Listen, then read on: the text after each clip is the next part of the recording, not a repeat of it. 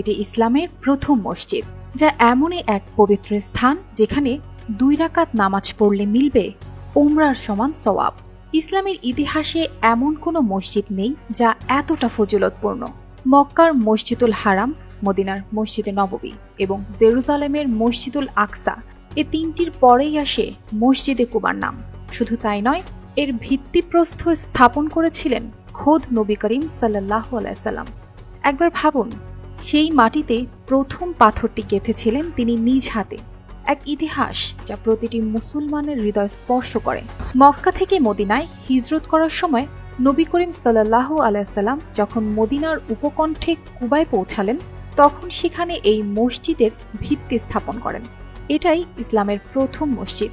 এই স্থানে সাহাবাদের সঙ্গে তিনিও নিজ হাতে কাজ করেছিলেন। কুরআনে সূরা তওবার 108 নং আয়াতে এই মসজিদের প্রশংসা করে আল্লাহ তার রাসূলকে বলেছেন, মুনাফিকদের নির্মিত মসজিদে নয়, বরং মসজিদে কুবার মতো তাকওয়ার ভিত্তিতে প্রতিষ্ঠিত মসজিদে নামাজ আদায় করা উচিত। আল্লাহ এই আয়াতে মসজিদে কুবার মহত্ব স্পষ্ট করেছেন। লা তাকুম ফীহি আবাদা لمسجد أسس على التقوى من أول يوم أحق أن تقوم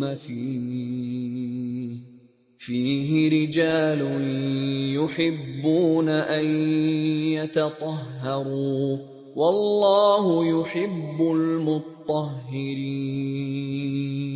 ইতিহাস বলে মসজিদে কুবা প্রতিষ্ঠার স্থানটি ছিল সাহাবী হযরত কুলসুম ইবনুল হিদম রাদিয়াল্লাহু আনহু এর খেজুর শুকানোর জমি।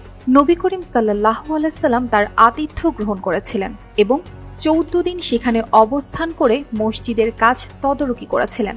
ঐতিহাসিকরা বলেন, যখন তিনি মসজিদের প্রথম পাথরটি স্থাপন করেন, তখন মক্কার দিকে কেবলার দিকটি নিজের হাতে নির্দেশ করে পাথরটি স্থাপন করেছিলেন। বর্তমানে মসজিদে কুবার জৌলুস অনেক বেড়েছে। 4টি সুউচ্চ মিনার এবং বেশ কয়েকটি ছোট গম্বুজের সমন্বয়ে তৈরি এই মসজিদে প্রায় 20,000 মুসল্লি একসঙ্গে নামাজ আদায় করতে পারেন।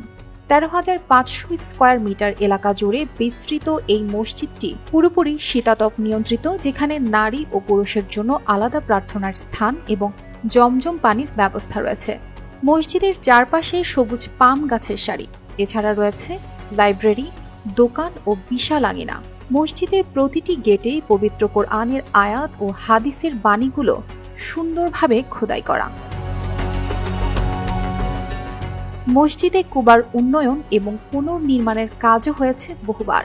ইসলামের 3য় খলিফা হযরত উসমান রাদিয়াল্লাহু আনহু থেকে শুরু করে ওসমানী সুলতান 2য় মাহমুদ পর্যন্ত বহু শাসক এই মসজিদের সংস্কার ও সম্প্রসারণ করেছেন।